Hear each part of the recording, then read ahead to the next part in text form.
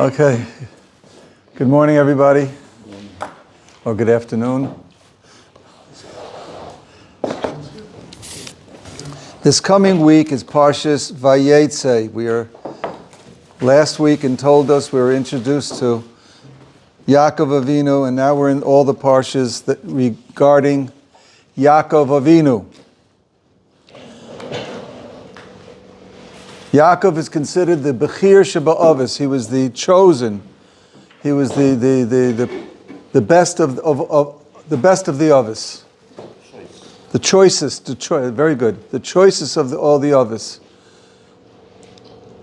Abraham came from Terach, and therefore he had some tumah inside of him. Therefore he had to have Yishmael. That's an Orach Chaim brings that down. That said he had to have Yishmael to get the tumah out of him. The Zuama from Terach, and Yitzchak still didn't get everything out, therefore he had an Esav. And now Yaakov, he was the Bechir Sheba'avis, he was pure. He was so pure that his image is engraved in the Kisei HaKavod in Shemayim. And that was by the Sulam, the Malachim are going up and down, they were comparing the face of the Kisei HaKavod, the Adam who's in Kisei HaKavod to the face of Yaakov Avinu, and they were comparing the faces, like, how can a human being be so great that he's now engraved on the Kisei HaKavod? He's the epitome of a human being. How did he stand out? One of the ways he stood out was in Bitachon. If you study all the parshas, you find that he is the epitome. We learn a lot of rules of Bitachon from him. And in this week, we learn a very, very important rule of Bitachon from Yaakov Avinu. Up until the age of 63, Yaakov lived in the home of his parents. He was in 63, yeah. He was an alter bocher, as they say, an alter bocher. Why did his parents wait so long? I can't answer you. I can't answer you. That's a question that you'll have to look in the Meforshim, why they wait so long for him to get married. But until the age of 63, he didn't get married. And he was called Ish Tomim Yoshev Oilim, and he was a Shiva Bacher. He sat and he learned the whole time. And he was Tomim. He was a wholesome person. He had Tamimis to him.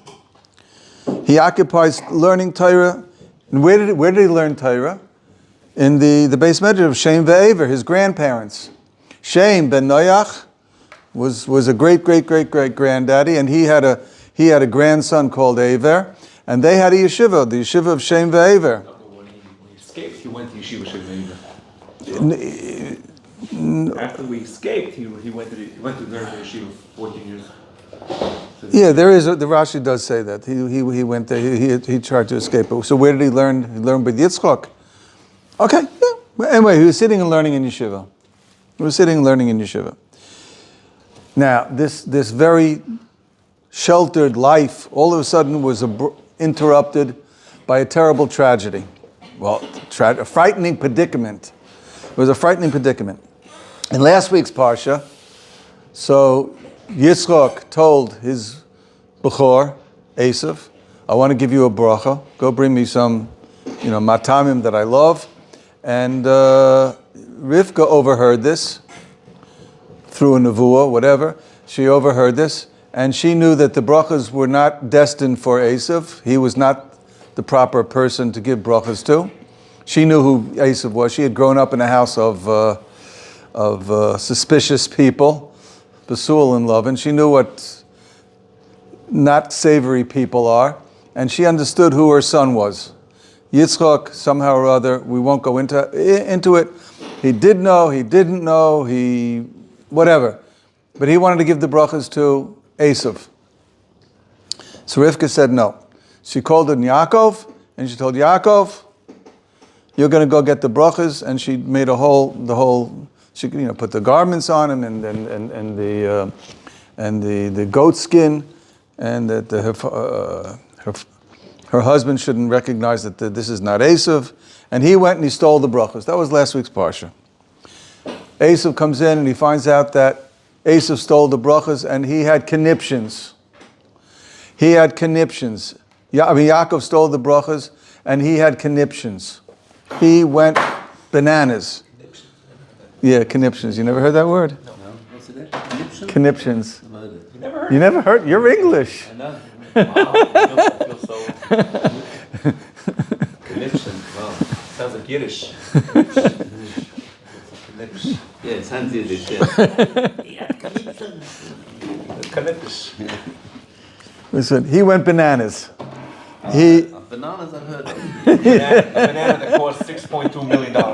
We heard that banana. Yeah. so he said, okay, I'm going to find a way to knock my brother off. He wants to kill his brother.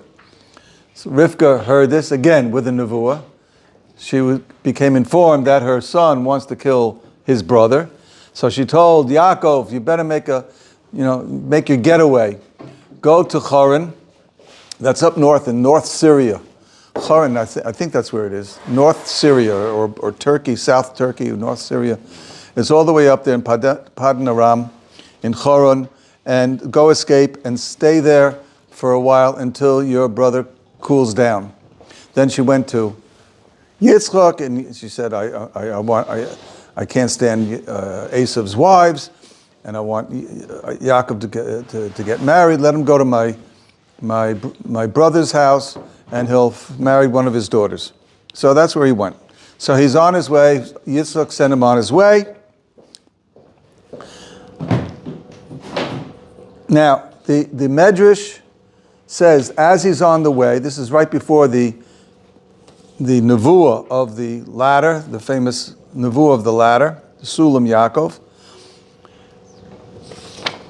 We have a capital of Tillim. It says, Shir Lamalois, Eso Einoi Elohorim, Eso Einoi Elohorim, Me'ayin Yovo Ezri. So he says, this Yaakov said this. Eso Einoi El HaHoirim. He darshans the word Horim to be Hoirim, parents. Milafonai, who were before me. And I will compare what they did to what I'm doing. Me'ayin Yovo Ezri. So he darshaned the word Ezri, Esalo Ezer Kenegdo. How I'm going to find the wife. I look at the way my father got a wife, and I will compare it to the way I'm supposed to get a wife. Eliezer Eved Avram, when he went to bring Rivka, what does it say? He took 10 camels laden with jewelry and goodies and money, silver, gold, diamonds, everything, because Avram was loaded. Avram was rich. So Eliezer went, and they knew who Besuel was, and Besuel was a businessman, and money talks. So in order to get to convince him to give his daughter, you have to send gelt, right? You know, how do you get married in those days? COT. What's COT? What's COT? Animals. Cash offen Tisch. Cash offen Tisch. What is that? Cash on the table? Cash on the table. COT, cash on the table. Still the same today. Nothing changed. Right? So now you can imagine what he had. Can you imagine in today's terminology, right? He sent 10 vans, a caravan of 10 vans, and each of the vans are loaded in the back with goodies. And that's right. And then went to Besuel. I want to make a deal with you for your daughter. Here, take a look at all this. Okay, that's the way it's supposed to be, right? That's the way my grandfather married off my father. And here I am. I don't have one piece of jewelry. I don't have a ring. I don't have a necklace. I don't have anything. So the Meforshim asked the Kasha, what happened? Why doesn't he have anything? Yitzchak sent him away. Yitzchak was also loaded. We learned from last week's Parsha by Avimelech, and he planted, and he became a multi-millionaire from all the miracles that happened to him throughout his life. He was also loaded, just like Avram was loaded, he was loaded. So he's going to send his son off empty-handed. So the Medrash says, when Yaakov ran away, Esav heard about it. He got wind of it. And he had a son, Eliphaz. Eliphaz was his Bechor. And he told Eliphaz, go after him and knock him off. Take care of him. He told Eliphaz to take care of your uncle. So Eliphaz came. He had 10 of his dear friends. You can imagine what they look like. So they caught up with Yaakov. And there's Yaakov, and he's standing. This is all brought down in the Medrash. And he comes, and Yaakov sees them, and he wants to see what they're doing. And he sees these 10 brutes coming with Eliphaz in the front, and they all have their swords drawn. It's sort of like you're in Gaza, and all of a sudden the enemy comes with all their rifles drawn and they're pointing at you,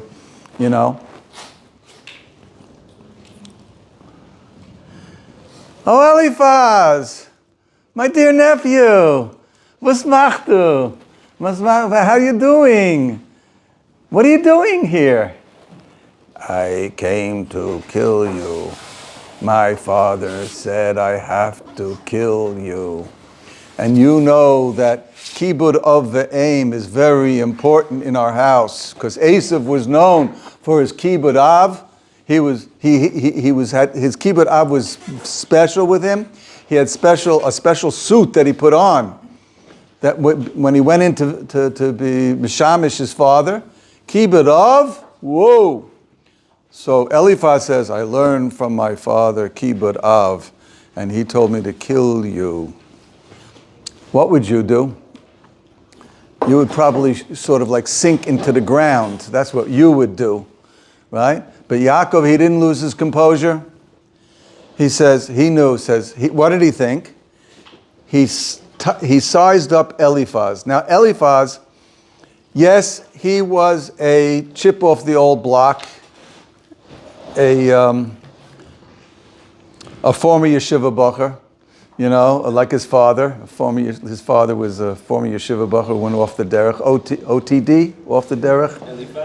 Eliphaz also. Where did Eliphaz grow up? Yeah. He grew up with Yitzchak, his grandfather. Oh, because they were... The family stayed together. Maybe he... Wasn't Timnah? I'm missing a generation. He was his son of Timnah. Eliphaz... No. Eliphaz plus Timnah was Amalek. Right. Was Amalek. Eliphaz married Timnah. But so when the brachos were given, was that when Eliphaz was already alive? Yeah. I have the Me'am Loez brings down a medrash. He says he was 13 years old. He was already 13 years old. He was a big 13-year. 13-year-olds can be big. Giant. So anyway, so he came, right? He had grown up in his father Yitzchak's house, and he had heard Shtik Torah.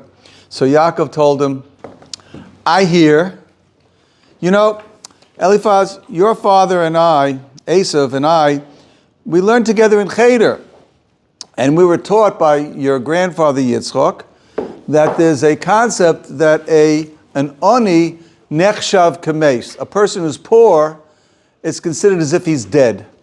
I'll tell you what. You're a good yeshiva bacher. You got to butter up these people. You're a good yeshiva bacher. Take everything I have, make me poor. Then it's as if you killed him, and you be yaitzi to keep it of aim, and you did your father's shlichus, and you killed me. I'll be as if I'm dead. So Yaakov's assessment was correct. Eliphaz heard it. I hear he had grown up with in the in the surroundings of Yitzchak, so a little bit of a Yiddish neshama had rubbed off on him, a little bit. Not so his son Amalek, but a little bit of a Yiddish neshama had rubbed off on him. So he said, okay. So he proceeded to relieve Yaakov of his entire wealth. He cleaned them out, clean. Nothing was left.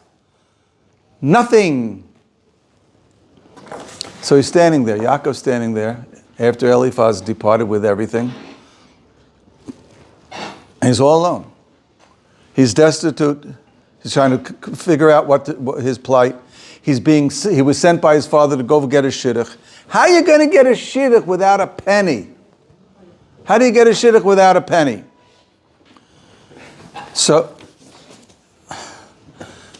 yeah, that's the $24,000 question today, right? How do you get a shidduch without a penny? So he says, Eso Enoi Eloharim. I look at my father. He had Eliezer Eved Avram. He had so much money, and I have nothing. Chozer v'Omar. He turned around and he said, Ma, ana moivid savroi min borai. I'm going to lose my bitachon. I'm going to lose my bitachon in my Creator. Chas v'sholom. I'm not going to lose my bitachon in my Creator. Ezri miyem Hashem. Oisei shemayim v'yoretz. And then, he said, I'm going to go and HaKadosh Baruch Hu is going to be with me. What's pshat in this medrash? The medrash says that he said, Eso einai Eloharim, me'ayin yovo Ezri, I have nothing.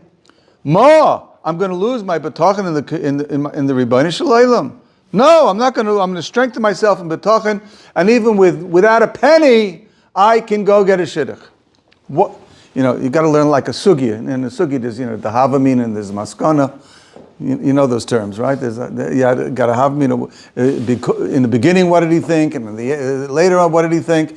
So, the way we would learn it, with our simple-minded minds, we would say that he got depressed. Here he is standing there in the road, absolutely nothing, cleaned out, right? What would you do in such a situation? You'd probably go back home, sneak in the back door, say, Ma, I got robbed.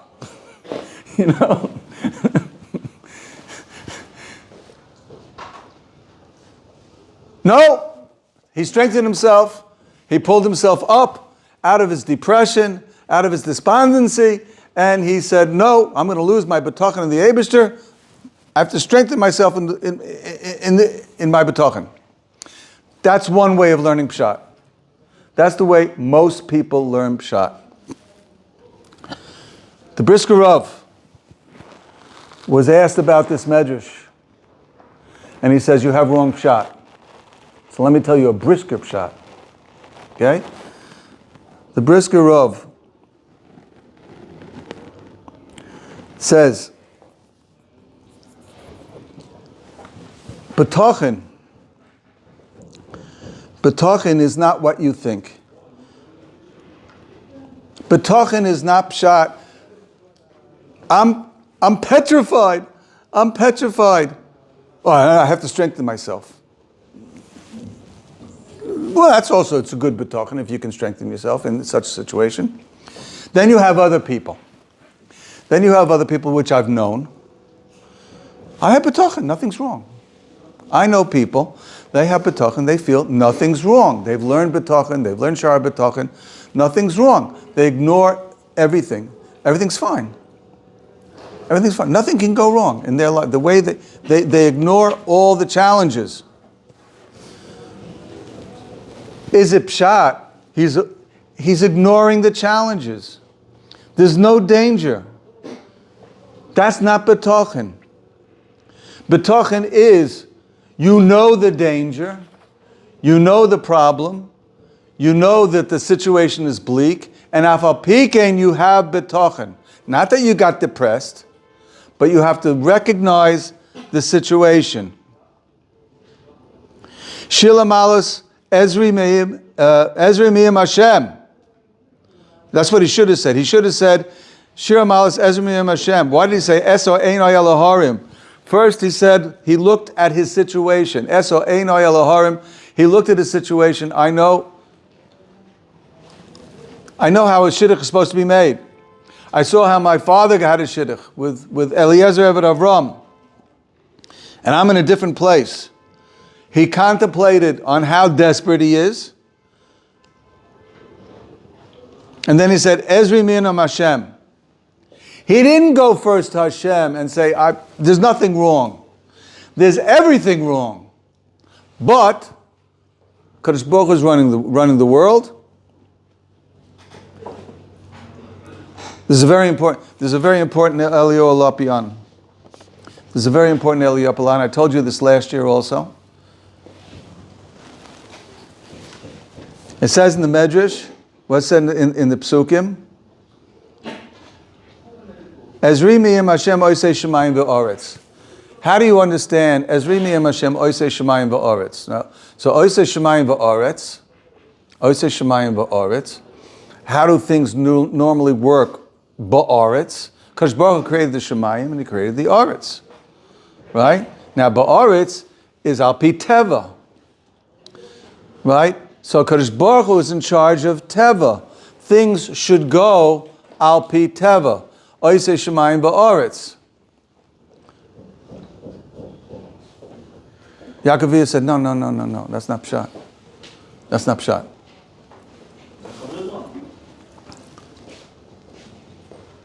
He said, Me'ayin yovo Ezri. Kadosh Baruch Hu created shemayim ba'oretz. Where did he create shemayim va'oretz out of? Nothing. Yesh me'ayin.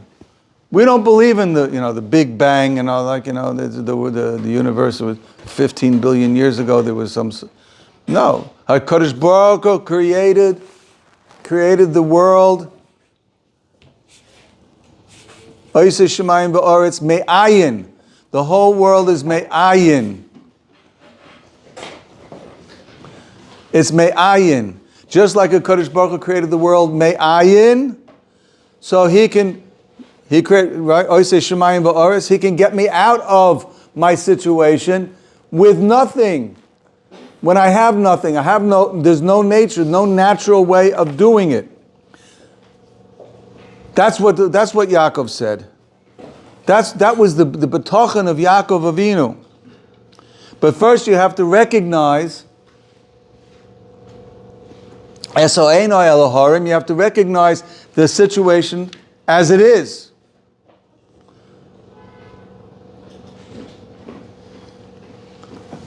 Person goes to a doctor, right? Person goes to a doctor, you go for a checkup, happens to some friends of mine, they go to a checkup, right? And the doctor checks him out, and he says, there's something there. I'm not sure what it is. It should be looked into. There's a lump or something. The blood test didn't come out right, or it's probably nothing. But I think she should look into it. He sends him for more tests and sends him to a specialist, and then he goes in and he's sitting there with the professor, and the professor's looking at the records. I don't know how to say this, he's trying to cushion it, he's trying to cushion the situation, but it's I heard the person I know, he went into the doctor looked at the thing, he stood up, he didn't really want to, he didn't have any what you call proper patient rapport that the doctor is supposed to have. He just stood up, he was very nervous, and he says, I wish you were refuah shlema, and he walked out. You need a refuah shlema. So, What do you do? What do you do in such a situation? The doctor says you need a refuah shleima, and he walks out. you know. So he goes. So what does he do? So he goes home, and he's all nervous. Doesn't know how to handle it. And his wife says, we have down the block. There's a naturalist. A doctor naturalist. But none of these guys are doctors. They never went to the medical school or anything. They call themselves doctors, so on, but they're not doctors. They studied a little bit about herbs and vitamins and natural things. So you go to that person with the natural things. All the doctors are liars. You can't trust them. They think they know something. They don't know anything. Huh? Give me $600. I'll take care of it. Yeah. So. Right? We'll put you on a regimen of. 300. Yeah. So he goes away thinking, says, the doctor doesn't know what he's talking about. And then, Baruch Hashem, he's free from his daigas. That's not Bitachon. That's a fool. He's a fool. The doctors do know something. There's something going on. There is something called nature. There's something called natural causes, medical causes. And if they see something with the records, there's something there. The only thing is, there's no natural derech to get out of this situation. It could be it's very, very bad. Unless you have a Yeshua from the Ribbono Shel Olam. Once a person recognizes there's no escaping from your matzav, and then you turn to the Ribbono Shel Olam, Ezri me'ayin yavo Ezri. The first thing you have to recognize is me'ayin yavo Ezri. I'm in a bad situation, and me'ayin yavo Ezri. My help has to come out of nowhere. Just like the Brias, Osei Shemayim v'Oretz came out of nowhere, my Yeshua can come out of nowhere. I'm going to be with Hashem. Then you have Bitachon. That's called Bitachon. But first you have to get to that madrega. Most people not like that. Most people, right? They go crying to the Rav, right? They come, the rabbi, don't worry, it's going to be all right. Have Bitachon. Okay, I'll have Bitachon, right? And the rabbi calms them down. And the rabbi is constantly giving him chizik, and right, and then the situation gets worse and worse until Allah Shalom. The rabbi was wrong. No, the rabbi was trying to calm him down. The rabbi, the Rav is, he sees that they've lost hope. You have to have some encouragement. You can't lose hope. Maybe if you have hope, they say people with hope have a better medical recovery than. Huh? It's racht gut, but sein gut. Yeah. It doesn't always happen, but so sometimes the rabbi. Yeah, there's a whole thing about the song. This song now. There's a new song now. Yeah. Ode Teretov. No. So there's a whole discussion about the song if it's epicorsis or not. It's a song of Ravish, another guy. He made up a song. The best of a song. What Ode Teretov? Who said? Yeah. Everybody gets surprises in their lives. Everybody gets surprises in their life. There's not, Akash Baruch Hu gives surprises to everybody. There's nobody can get away with that. Things are going good with your life. You have shalom bayis. You're healthy. The kids are healthy. Your wife is healthy. You have a business. You have parnasa. Thank the Ribbono Shel Olam. Rita Vigda Miller, how to thank the Ribbono Shel Olam. It's for everything that you can do. The body is working properly. You can eat properly, and I remember people they had problems with swallowing. They couldn't eat. They had to have a stomach pipe, Shem Yerachem, a peg. And I remember an old man, a neighbor of ours, the father of a neighbor of ours. He had a peg in order to eat. And he was sitting there at the Shalom Zocher, and he's chalishing. He was chalishing. He wanted to take a bite. He hadn't had a bite of food in weeks since they put the peg. He wasn't allowed. He could choke on it. So Baruch Hashem, you're able to eat. You're able to, right, to function properly. So, yep, right?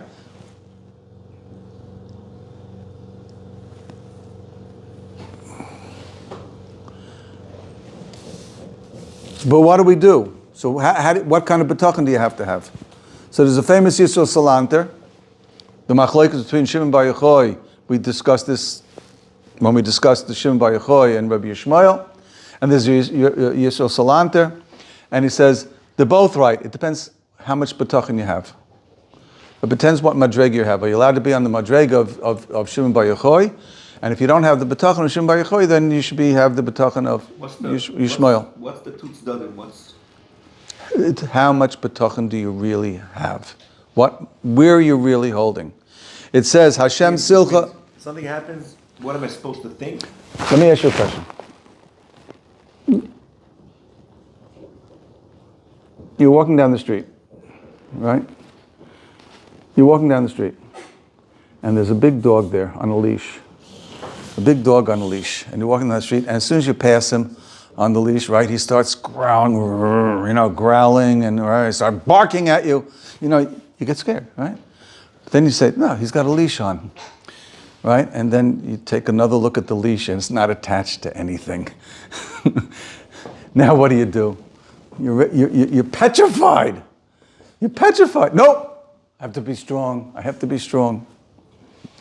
Or That's one side. Yeah. that's what the other side is. I know that he's a vicious dog, but I know that if a Kodesh Baruch Hu protects me, there's nothing can happen to me. That was David HaMelech. David HaMelech was fearless. He was watching the sheep, and then a bear came, and another mice with a lion, and he was fearless. I mean, he knew that, you don't mess with a lion. But he had no choice. And he killed the lion. So one side is, I'm not scared. I don't have to be scared. I'm not supposed to be scared. No, but you know how, Right? I'm not saying that you're an ostrich. Not that you put your head in the sand, there's no problem. I know the problem, but I'm not scared. I'm not scared. Yeah, that's one side. And I'm working myself not to be scared. Yeah. Now the question is, how much is your heart pounding? You could say I'm not scared. I'm not scared. Saying there's no dog, that's nonsense. That's nonsense. No dog, no. No, of course, there's a dog there. Now, how much is your heart pounding? I'm not scared. Right? Come on, you're petrified. The other side is, I am scared. But I'm not scared. I should be scared. But I know because I've worked on it. Now, bitachon is something a person has to work on his whole life. Bitachon is something a person has to work on before it happens. When you get the problem with the shidduch, when you get the problem with the business collapses, chas v'sholom. I mean, how many people, the stock market crashed, people were invested in the stock market and then boom, they get caught, and it's and the more you're worth, the more the pain, it was 5 billion, now it's. No, but I'm saying the bottom line is that they're both not scared, either because from the beginning he wasn't scared, or he worked on himself. Oh, so if you're on such a madrega that you really believe everything is the hands of the Bnei Shalom, and this is just a facade. This is just a facade. I told you to my. I'm saying the dog's not there. That's the same thing as No. No, I'm not saying the dog is not. The dog is there, but the Kodesh Baruch Hu is protecting me. Saying the dog's not there meaning obviously the dog is there. It means you see The dog is there, right? But saying the dog is not. No. So, well, I mean, there are people. I'm closing my eyes. I don't see the dog. Is that really extreme. I mean, is that? That's how people go through life. I don't see any problems. How many people go through life and I don't see any problems? They don't want to see the problems. They just ignore the problems. It's foolish. It's foolhardy. It's foolish. I mean, they can't cope any other way. I mean, they don't know how to cope any way. I'm just not going to think about it. They pretend it's bitachon. It's not really bitachon. They get the bills. All the bills are coming in. They have they don't have any money. There's no job. The electric bill comes in. The gas bill comes in, the water bill comes in, the grocery bill comes in. They stopped giving them credit at the makolet, right? and now he got a letter from the mortgage from the mashkanta, from the mortgage company. It's been 3 months, and if you don't start paying up, we're taking the house away. Says he just takes all the bills, rip them up, and throw them in the garbage. That's what they do. Is that a Baal Bitachon? No, that's a fool. You have a problem. He buys a lottery ticket though, Rebbe. Huh? He buys a lottery ticket with his last money. Well, that was Maiswood Yisrael Salanter. You know, I told you the Maiswood Yisrael Salanter. The guy bought the lottery. Says, I have no, I need to buy a lottery ticket. Says, yeah. If you have Bitachon, you win. So a week before the lottery is supposed to be drawn, so he says, how much is it worth? 10,000 rubles. He says, you know what? I have a deal. I just got some money from, from my uncle. I want to buy your lottery ticket for 5,000 rubles. Sold. I said, you lost. If you really had Bitachon that it's not that you're going to win, you wouldn't have sold it for a piastre less. 50% loss. 50 cents on the dollar. It's pretty good. 50, that's what they do. They sell 50 cents on the dollar. No. You wouldn't sell it for a penny less if you really had Bitachon. That's the pure Bitachon. But who has pure Bitachon? Who's got pure Bitachon? Hashem silcha al yad yaminecha. Chaim Volozhin and the Ramban, they bring down the Medrash. Kadosh Baruch Hu. I told you this in Parsha Shmois. Kadosh Baruch Hu said to Moshe Rabbeinu, Eki Asher Eki. What's one of the names of HaKadosh Baruch Hu? Eki Asher Eki. I will be what I will be. What does that mean? However you are with me, I am with you. Hashem silcha ad yad minecha. He's your tzel. He's your shadow. If your shadow smiles, so I'll smile back. If you smile, your shadow smiles back. Hashem is your shadow. If you smile at your shadow smiles back. If you frown at your shadow frowns back. However you are with me, if you trust me, if you believe in me, I will help you believe. I will believe in you. If you don't believe in me, I will act accordingly. That is the Medrash. That is the Medrash. Now, that's by doing bad things. Mida Keneged Mida, you did something. It's similar, but it's similar, but not. It's Mida Keneged Mida is regarding Einshin. This is not regarding Einshin. This is regarding on how much is HaKadosh Baruch Hu with you depends upon how much you're with HaKadosh Baruch Hu. Ani l'doidi v'doidi li, doidi li v'ani lo. That's all of Elul. So we have in this week's parsha. Now, the Brisker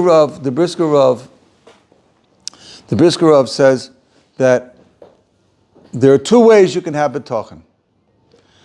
You can have Bitachon because you worked on it. It was by choice. You have Bitachon by choice. Or you can have Bitachon because it was forced on you, like by Yaakov Avinu, in a way. Yaakov Avinu, he didn't choose to be a pauper. He didn't choose that he should get, cleaned out. It was forced on him. So now he was forced into a situation. Now he brought out that innate Bitachon that he had within him, and he used it. But that's lower level. Because you forced into it. But he was on a great level because it didn't affect him. But it's true. That's true. But it's also a madrega. It's also a way HaKadosh Baruch Hu is with you to force you into a situation where you should raise yourself up and gain Bitachon. Where do we see this? Also, Bitachon doesn't mean you win every time. That's true. What's called winning? The outcome is not. What's called winning? Because I have Bitachon. Doesn't mean that the outcome is good. It can be whatever the outcome is. I don't want to get into that yet. That's true. There's a whole big tumult. There's a whole Baruch Hashem. Listen, Baruch Hashem. Baruch Hashem today it's a dor mukhshar. It's the generation is got such wonderful things happening to it. Wherever I go, I see Shirim on Bitachon. I get a WhatsApp from Daily Bitachon from Michael Safdie. Everybody should try to get the WhatsApp from him. Every day, 10 minutes. He's a guy in Flatbush. He's a balabas. And he gives a 10-minute, he pumps you with Bitachon. Then you have the David Sutton, also Daily Bitachon. You have daily Bitachon for you, right? A daily Bitachon for you from, I don't know. Bitachon right here, yeah. Yeah. They happen to be Svardim, yeah.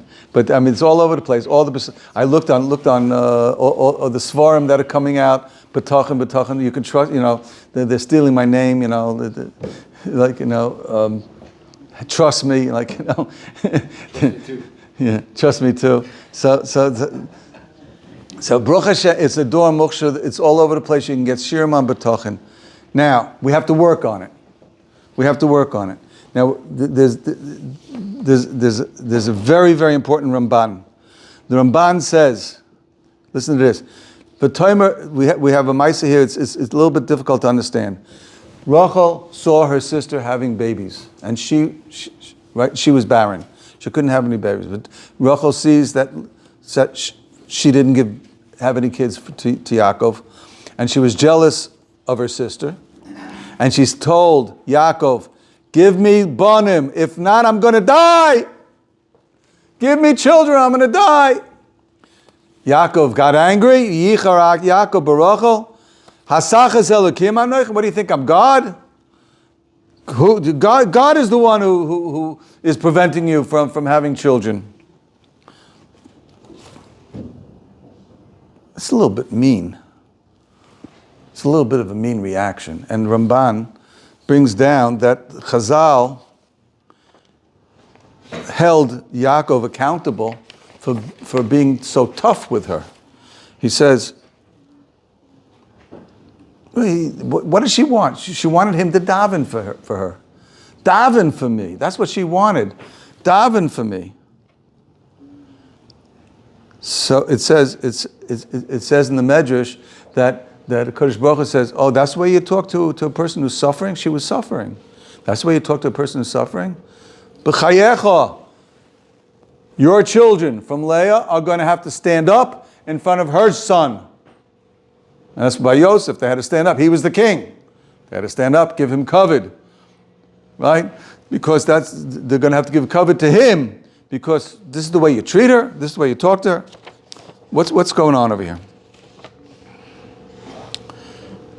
Yeah, Rachel wanted Yaakov to daven. Daven for me.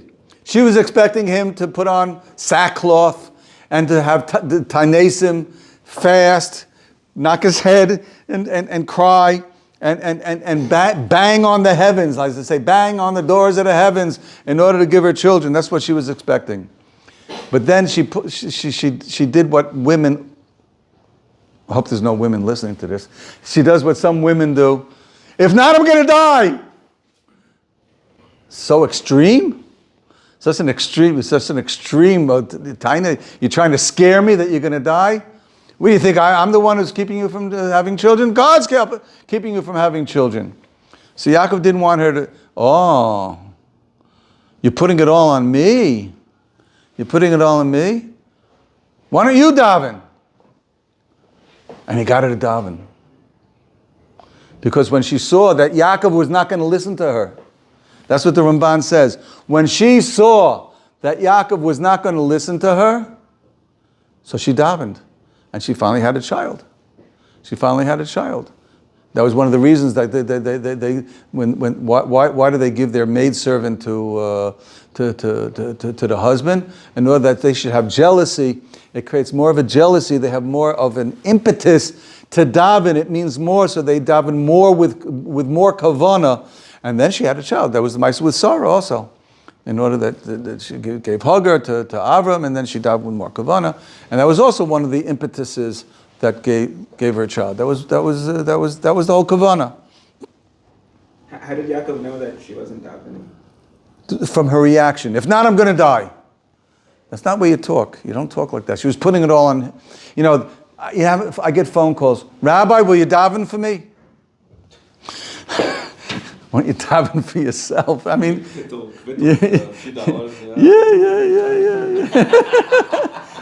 Yeah. Yeah. There's a Rabbi Biederman. Rabbi Biederman brings a Maisa with the Kushnitzer. Right? He brings a Maisa with the Kushnitzer. So somebody went to the Kushnitzer, and in those days, you got to bring the rabbi a check, You want him to daven, you got to bring that's why it doesn't work by me. They don't give me a check. So The address to send the checks will be on the bottom of the YouTube description. so And Bitcoin preferable, so there's no government tracking. So somebody went to the Kushnitzer. Somebody went to the Kushnitzer, and he wrote out $1,000. It says a gold coin, so I'll translate it. He wrote out $1,000 check, gave it to the Kushnitzer, and he says, "Somebody stole all my money. Rebbe, I need a bracha. I need a bracha." So the Rebbe says, "I didn't do it. I promise you. I didn't steal the money. I didn't steal the money." So he took out his checkbook, wrote another, right? So he says, "I didn't steal the money. I told you I didn't steal the money, right?" So the guy looks at the Rebbe and says, "Rebbe, can you help me?" "Well, if it was $50,000, maybe I could do something." So the man looked at his wife, and the wife looked at him. "Let's get out of here. We can pray to Hashem ourselves, and Hashem will help us." So as they're walking out the door, the Kushnitzer says, "Now you're going to get the Yeshua." That's what I wanted from you. That's what I wanted from you. Sometimes a person's got to be put his back against the wall. He realized, I have nowhere to turn to. Then you have Ezri Miyam Hashem. So what's the concept of going to Gedolim? Like that people do that? I'm not going to talk about that. It's brought down. It's brought down in Chazal. There's an Indian to go to the Gedolim. They have a special, hotline, right? But the Chafetz Chaim didn't like it. The Chafetz Chaim says you can daven yourself. You have things, schools you can do yourself. Keep Shabbos. Be makbid. Yitzchak Zilberstein, very big on keeping Shabbos. That's going to be the Yeshua of the door. That's what he holds. We can do it ourselves. So last week, Shimon Galai, he lost his son-in-law in Sefer. The Hesped, he said, everybody comes to me, they want this, school of this, school of that. He says, we're going to say Kaddish now. So if you say Yehi Shmei Rabbah in the right way, you don't need to come to me for me. That's right. This is a mahalach. It's going to take us a long time, but we're getting there slowly. Things are moving, but it's going too slow. This is the Kli Yakar says this is pshat in the brachas that Yaakov got by the Sulam. By the Sulam, it says V'hoya zarocha ka'afar ha'oretz uparatza yom v'kedem v'safonim v'negmed. The famous Lubavitcher song. Uparatza. It's in this week's parsha. Uparatza. So, but he says V'hoya zarocha ka'afar ha'oretz. Your zera will be like the offer of the Oretz. What's the offer of the Oretz? What's the offer of the Oretz? Why did HaKadosh Baruch Hu have to tell Yaakov, you're going to be like the offer of the Oretz? The offer, tell him it's not going to be like the stars. You're going to be like the stars. He told Avram Avinu he's going to be like the stars. Why does he have to tell Yaakov Avinu he's going to be like the offer of Oretz? Or it's going to be like so plentiful like the offer of the Oretz. But why is your mashal offer of Oretz? Says the Kli Yakar. He brings a medrash to him. The Tshuva will only come to Klal Yisrael when they are in the Tachlis Hashiflis, when you're knocked down. When you're totally knocked down. And you're like offer of Oretz. It's Kli Yakar from the Medrash Tillim. The Yeshua of Klal Yisrael, the salvation of Klal Yisrael comes when you're knocked down. You have nowhere to turn to. You're in the offer of Oretz. Ki shachal offer nafshenu. My nefesh has been bent down all the way down to the dirt of the earth. And then it says afterwards, Kuma Ezra Solano. Then my Ezra will rise up. Calls man, you're not in the tachas hashiflis. As long as you're not totally knocked over, and you feel, okay, it wasn't so bad. I lost 3 billion, but I got another 3 billion left on the stock market. I lost half. Okay, I can still pick myself up. Right? It's not so bad. I mean, like if I went to the good doctors, I got enough money to go to the best doctors, so I can go to the Mayo Clinic. They can get me out of it. You're not putting your Bitachon in the Rebbeinu Shalom. You're putting your Bitachon in the Mayo Clinic. That's what you're putting Bitachon in. You're not putting, if you have 2 businesses and one went down, I got my other business. So you're putting your Bitachon in your business. You're not putting your Bitachon in the Rebbeinu Shalom.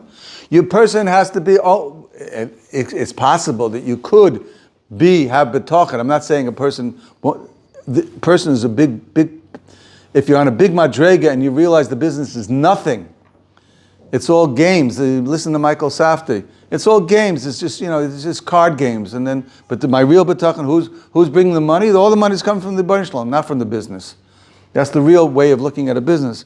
But he says some people, the only way that they can get to that madrega Bitachon is they're not in the tachas hashiflis.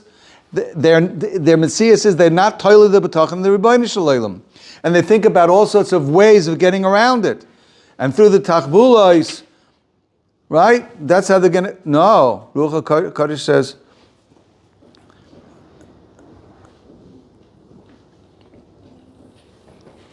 If you're not being soymich in the Shuas Hashem totally, when a Kodesh Baruch Hu says you have no way out except Him, and you say, it says in the Gemara Saita, we're holding by the Gemara Saita where the whole fabric of society is disintegrating. You have inflation. You have societal norms are being totally broken down. Immorality everywhere. The political situation is horrendous, right? It's a terrible situation. The covet of Talmid Chachamim is in the dirt, right? It says, Ein lanu lishon el Avinu Shemayim. Says the Kloisenberger Rebbe. The Kloisenberger Rebbe said, people say, Ein Nebuch, Ein lanu lishon el Avinu Shemayim. Nebuch, we're in a situation of Ein lanu lishon el Avinu Shemayim. Says, no. The fact that you got to a situation of Ein lanu lishon el Avinu Shemayim, that's when the Mashiach is going to come. You have to. It's a maila. If you're on the madrega of Ein lanu lishon el Avinu Shemayim, and you actually are lishon el Avinu Shemayim, then Yeshua, the Yeshua will come. Well, you don't have to wait to get into such a. I keep on telling. He's talking about most people until they get a kanak, they don't get there. Right. Most people, unless they get a kanak, don't get there. If you're working on yourself, this is what Michael Safdie does, and all these daily Bitachon, like I said, we have a very short concentration span, so he talks for 11 minutes, and that's too long for some people. They want 5. But he talks for 10 minutes, and he pounds you. And if you pound every day, and you work on it, but every day, you have to look for Bitachon. Now, I was asked a question.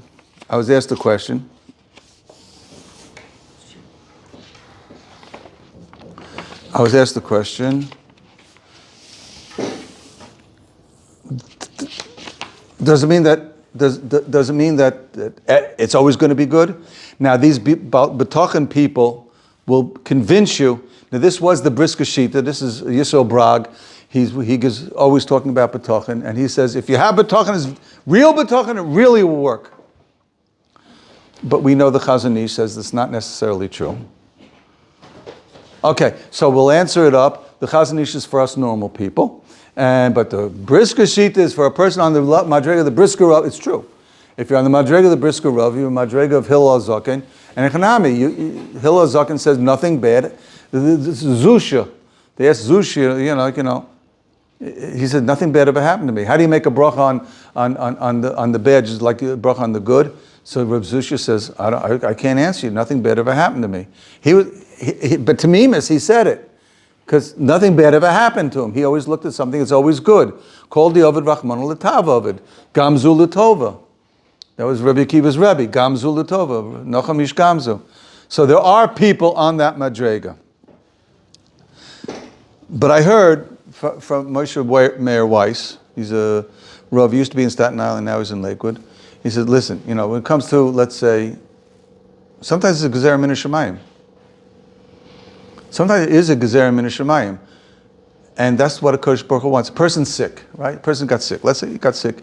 And he's fading. He's fading. It's not good. He's going. Right?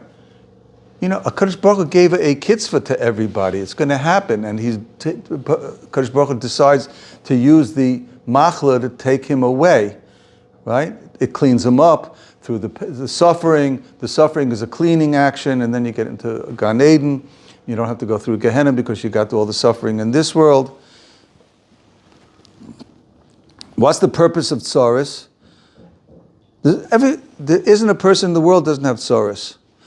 The idea is that we have to have bitachon.